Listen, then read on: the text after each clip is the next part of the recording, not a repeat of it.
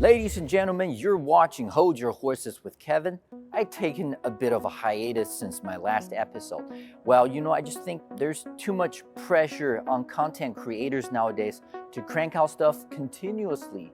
I believe in taking a step back so you can have time to read and learn and continue to grow. All right, let's go. Yeah, man. What you gonna do, huh? Yeah, let's go. Let's go now. Yeah. The beginning of a new year was supposed to be a time of renewal and looking forward to the future. But instead, people in America were confronted with a haunting reality. Mobile's midnight fireworks weren't set to go off for another 45 minutes when an explosion of gunfire rocked Mobile's entertainment district. Everybody started running. I instantly ran, and I had to jump under the car, and things got really crazy. Grand Rapids Police Department is already investigating 5 shootings on the first day of the new year. A teenager died. 4 other people are recovering tonight. That is not the way to start the new year with a bang.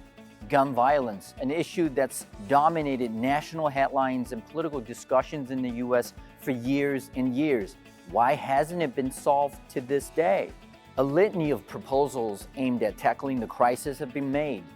They range from ones that make some sense, like banning assault weapons and stricter background checks, to ones that honestly sound a little unhinged, like arming teachers to keep schools safe. Yo, are you sure it's a good idea to put guns in the hands of someone who's constantly surrounded by mischievous teenagers? Shut the hell up! Shut up! Shut up! But either way, to me, all these proposals are just tomato, same difference. They're all just treating the symptom instead of the disease. To really tackle the problem, or any problem for that matter, you have to address the root causes. First and foremost is the issue of race in America. While mass shootings in public places tend to attract more media attention, they account for just a fraction of US gun deaths. The reality, if you will, is painted in a different color.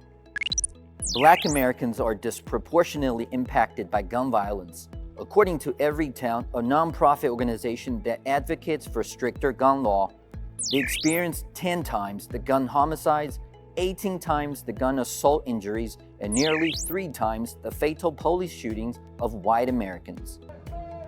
There are different layers to the story: gang violence, lack of investment and resources in black communities, police violence, but they're all part of the racial issue in America. So yeah, guns don't kill people, but institutional racism does. Now, moving on to underlying condition number 2, pain. Get me the off this place! You wanna be to me? You will see me pissed! You will!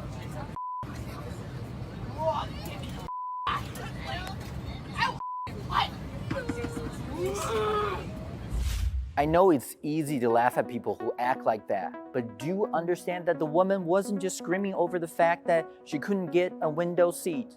She probably just felt overwhelmed by the stresses of life, and that was the last straw. I told you not to make noises when I'm doing my stand-up. What the is wrong with you and people like you? What the you're ruining everything. I can't take it no more. Sorry, I know public meltdown isn't the best way to deal with the pains of life, but it isn't the worst either. The majority of gun deaths in America, roughly 3 in 5, are self-inflicted. That works out to an average of 65 people dying by gun suicide every day. Economic hardship, mental illness, adverse life events, the causes are again complicated. The US has the highest suicide rate of any wealthy nation, according to a report by the Commonwealth Fund. To put it bluntly, many Americans are in pain. So again, guns don't kill people, but pain does.